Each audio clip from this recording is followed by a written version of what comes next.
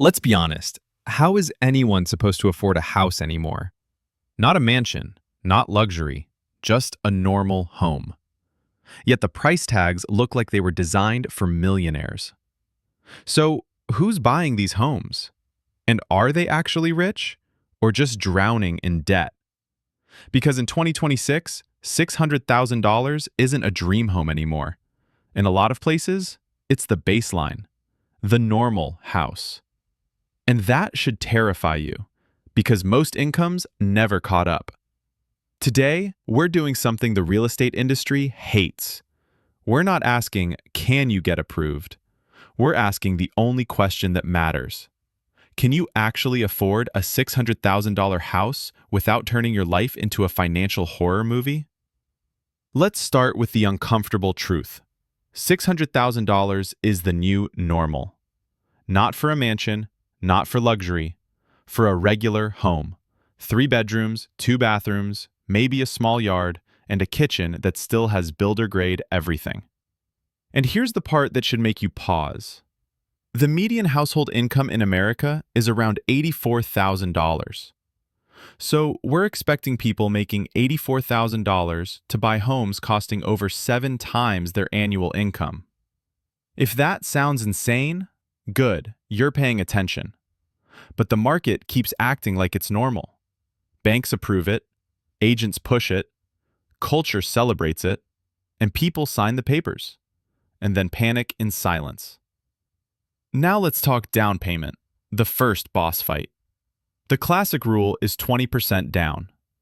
On a $600,000 house, that's $120,000 cash. Let that number sit in your brain for a second. $120,000. Most people don't have that sitting around. The median savings account is closer to $8,000. So you're not a little short. You're short by $112,000. And if you say, I'll save it, okay, let's do the math. If you make $84,000 and save 10% of your gross income, which is already heroic, that's $8,400 per year. That means over 14 years to save the down payment, assuming prices don't rise, which they will. So most people don't put 20% down. They put 5 to 10%. Sounds easier until you unlock the hidden tax, PMI. PMI is the fee you pay every month for not being wealthy enough. It protects the bank, not you. And at this price range, it's usually around $250 to $450 per month. So before you even move in, you're already paying extra just to exist in the system. Now let's build the real monthly cost of a $600,000 house.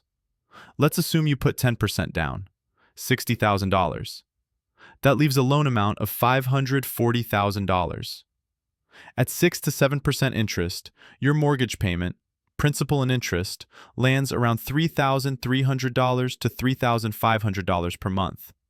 And no, that's not the full cost. That's just the price of being allowed to have the loan. Now add property taxes. Depending on your state, that could be $6,000 to $10,000 per year. Let's be conservative and call it $700 per month. Homeowners insurance has exploded lately. Flood zones, fire zones, tornado zones, pick your nightmare. Let's say $350 per month. Maintenance, the cost nobody wants to admit exists. Rule of thumb, 1% of the home's value per year. On $600,000, that's $6,000 a year or $500 per month. And PMI because you didn't put 20% down.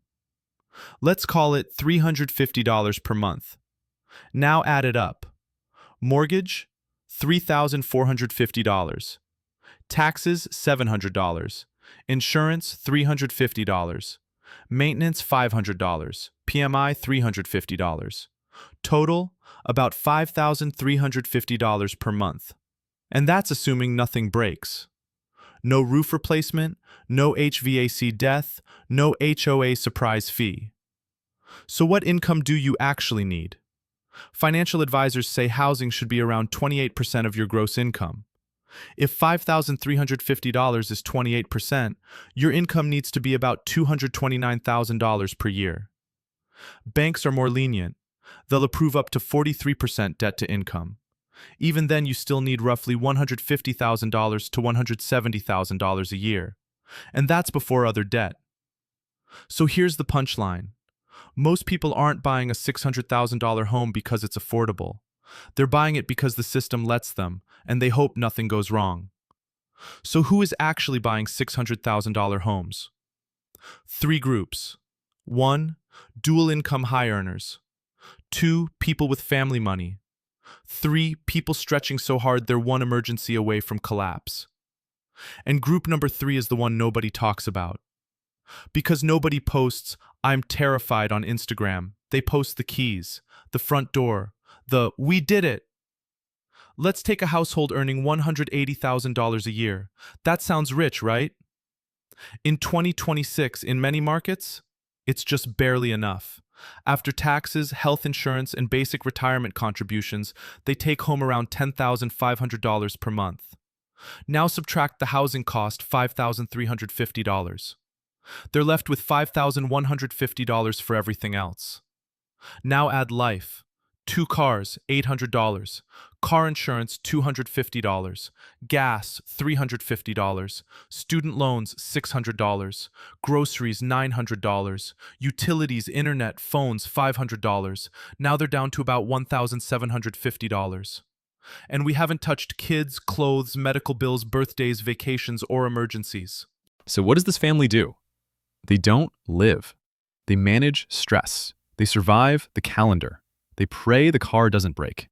This is what being house poor feels like. Checking your bank account before buying groceries. Skipping fun because we have a mortgage.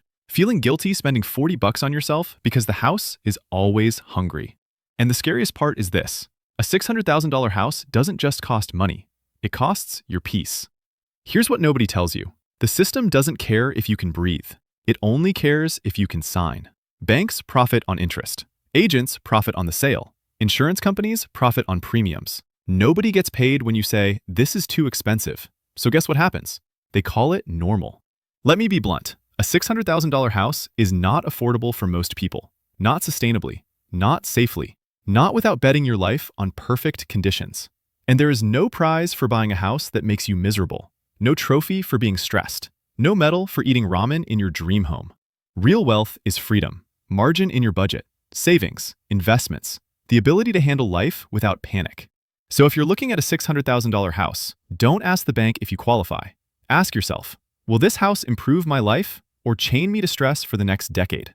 Sometimes the smartest move is recognizing the game is rigged and refusing to play. If you want more videos that break down money decisions with real math, hit like, subscribe, and I'll see you in the next one.